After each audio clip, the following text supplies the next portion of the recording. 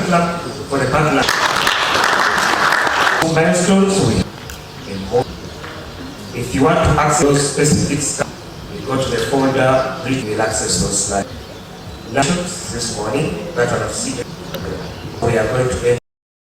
Edward said that one is above them, and I can see everybody will say, no, it's not above you, it's actually within our control. But I think these are issues that definitely beyond the discussion of this house. It is more to do with the senior management, and the suggestions can be made, but I think it is up to them to make that final decision. And I'm sure my brother George Opentho, the commissioner, knows there have been those discussions in the corridors, how best can we move forward. This is emanating from the fact that when Kenya was still the Director General, for those of you who are old enough, actually Community Health Department was housing health promotion. By then it was a division. It was housing reproductive health, it was a division. It was housing environmental health, that was a division. And even HIV and AIDS and immunization.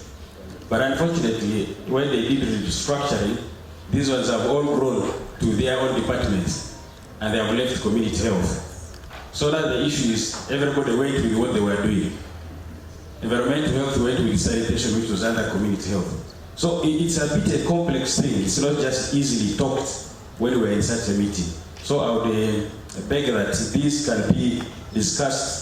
Probably the key partners can discuss this with the ministry at a later time. But for now, I think there's enough space for all of us to exist and see how we can do community health work. I want to say community health work is such a huge space that tell me any department in the Ministry of Health that is not in community health space. All of them are in community health space. So that only shows that we need to see how can we work together and then apportion activities.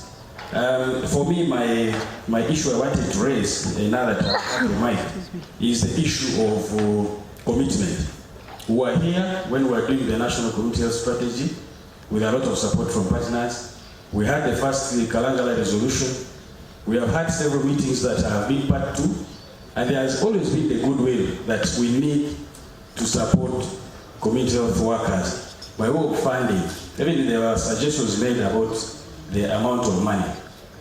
But in this particular meeting, I was very keen to hear, maybe I will hear it before Friday, that this is a commitment from partner X towards the community health workforce. Otherwise, we seem to be NATO. No action, talk only, unfortunately. Because when are we going to start walking the talk? We have had several meetings, and we really need to start acting now because it's already getting late. The issue of supervision, the VHTs are actually under the office of the DHO, but they are not only limited to doing work of health sector. They are development workers, and that's why you find they are involved in mobilization for all government programs. And that squarely explains why the community development officers who are responsible for some of those community level activities are right to say that these are their workers, because they're actually very useful people, by the way. Even in some areas, they do campaign for political leaders.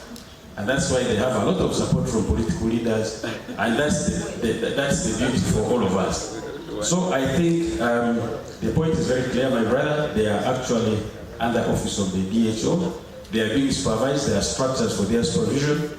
It is the district health educator who is assigned to be their coordinator, and then they have structures down, health assistants, health inspectors up to the community level.